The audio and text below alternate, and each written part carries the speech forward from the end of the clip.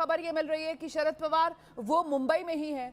अब परिवार के एक और सदस्य हैं रोहित पवार मुंबई में हैं या बारामती में ही हैं, इसको लेकर अभी डिटेल्स नहीं है मेरे पास। लेकिन कुल मिलाकर ये पवार परिवार के लिए वाकई में बेहद मुश्किल वक्त है, बहुत दुख भरी घड़ी है, क्योंकि कहीं ना कहीं अजीत पवार ही वो शख्स अब सामने निकल कर आ रहे थे और अपनी जो जगह है उसको वो कंसोलिडेट करते हुए नजर आ रहे थे। शरद पवार के बाद परिवार में अगली पीढ़ी के तौर पर कमान लेने के लिए न सिर्फ परिवार बल्कि पार्टी की अजीत पवार, और अब तो पिछले कुछ दिनों से ऐसा लग रहा था कि सहमति भी परिवार में इस बात को लेकर बनती हुई नजर आ रही है। जिस तरीके से जो निकाय चुनाव हुए उसमें दोनों चाचा भतीजे साथ आए थे। फिलहाल जहां पर यह विमान हादसा हुआ है उसी जगह से आपको एबीपी न्यूज संवाददाता की कुछ देर पहले की एक रिपोर्ट दिखाते हैं।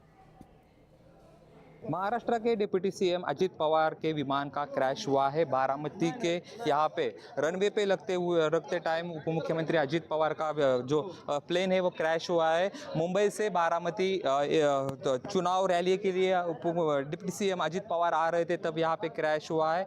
यहाँ पे आप देख सकते हैं यहाँ पे कूलिंग का काम जो है तो चल रहा है। अग्निशमन के जवान है यहाँ पे कूलिंग कर रहे दिखते हैं। यहाँ पे डिप्टी सीएम जो है सुबह मुंबई से निकले थे और यहाँ पे रैली के लिए आ रहे थे बारामती में, तब लैंड होते टाइम यहाँ पे जो है ये हादसा हुआ है, प्लेन क्रैश हुआ है।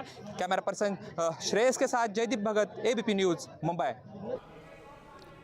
तो बस बारामती में लैंड करने ही वाला था अजीत पवार का विमान, लेकिन लैंडिंग से पहले एयरपोर्ट की सीमा में दाखिल नहीं हो पाया था ये विमान। उससे पहले ही ये विमान दुर्घटनाग्रस्त हो गया और हादसा कितना भीषण था इन तस्वीरों को देखकर आप अंदाजा लगा सकते हैं। देखिए किस तरीके से अब मलबा, आग पूरी तरीके से बुझा ली गई है और मलबे में तलाश जारी है। शवों को तलाशा जा रहा है, क्योंकि जिस तरीके से कुछ देर पहले यहाँ बारामती के वरिष्ठ पुलिस अधिकारी से हमने बात की थी, उन्होंने बताया था कि अभी तक सिर्फ 3 शव ही मलबे से बरामद हुए हैं। ऐसे में क्योंकि 5 लोग सवार थे तो बाकी 2 शव अभी भी मलबे से निकालने बाकी है। उसी को लेकर तलाश की जा रही है और ये रोते बिलखते लोग, वहां पर जो स्थानीय लोग हैं वो अपनी भावनाओं पर काबू नहीं रख पा रहे हैं, क्योंकि ये वो इलाका है जो पवार परिवार का अपना इलाका था। ये वो इलाका है जहां एक एक शख्स को आप ये कह सकते हैं कि उसके नाम से जानते थे अजीत पवार। इतना अपनापन, इतना जुड़ाव अजीत पवार का अपने इलाके में, अपने इलाके के लोगों से।